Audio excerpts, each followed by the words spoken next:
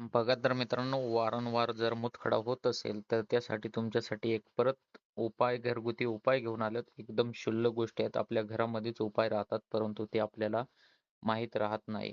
तर बघा, या व्हिडिओद्वारे आपण मूतखडा होत असेल वारंवार, तुम्हाला तो जातच नसेल, तर हा देखील घरगुती उपाय तुम्ही करू शकता. डॉक्टरांच्या सल्ल्याने होत नसेल तर घरगुती उपाय देखील आपण करणं गरजेचं आहे, किंवा घरगुती उपायानं होत नसेल तर डॉक्टरांचा सल्ला घेणं देखील गरजेचं आहे. अशाच प्रकारे नवीन नवीन व्हिडिओ बघण्यासाठी आपल्या चॅनलला नक्कीच सबस्क्राईब करून ठेवा.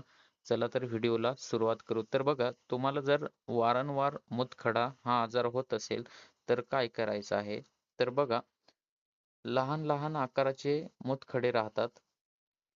ते बारीक करायला, जेव्हा ते बारीक होतात किंवा त्यांची काय म्हणतात ते, तुटतात, म्हणजे ते क्रॅक होतात, तर ते लवकर पडून जातात आपल्या लघवीद्वारे.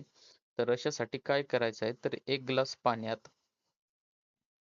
2 तमालपत्र म्हणजेच आपले तेजपत्ता राहतं का मसाल्यातलं, ते घ्यायचं आहे. 1 ग्लास पाण्यात घ्यायचे आहेत, 2 तेजपत्ते घ्यायचे आहेत. ते उकळून घ्या.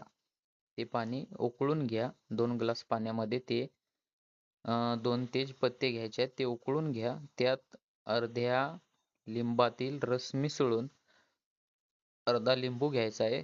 त्याचा जो रस मिसळून प्यायचा आहे आपल्याला.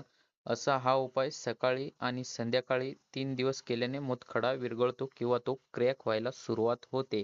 तर बघा, परत एकदा सांगतो, वारंवार मूतखडा होत असेल किंवा लहान लहान आकाराचे मूतखडे झाले असतील तर 1 ग्लास पाण्यात 2 तेजपत्ते उकळून घ्यायचे आहेत.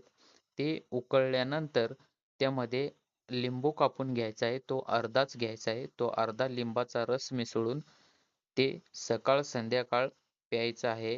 हा उपाय 3 दिवस केल्याने मूतखडा विरघळतो, म्हणजेच तो क्रॅक व्हायला सुरुवात होते आणि तो लघवीद्वारे पडायला पण सुरुवात होईल काही दिवसातच. तर अशा प्रकारे छोटे छोटे उपाय आपण आपल्या चॅनलला घेऊन येत जाऊ. तर त्यासाठी तुमच्या सपोर्टची आवश्यकता आहे आणि त्यासाठी तुम्ही सपोर्ट कराल हे निश्चित. तर व्हिडिओवर किंवा चॅनलवर नवीन असाल तर सबस्क्राईब करून ठेवा आणि हा व्हिडिओ शेवटपर्यंत बघितला असेल तर तुमचे मनापासून धन्यवाद.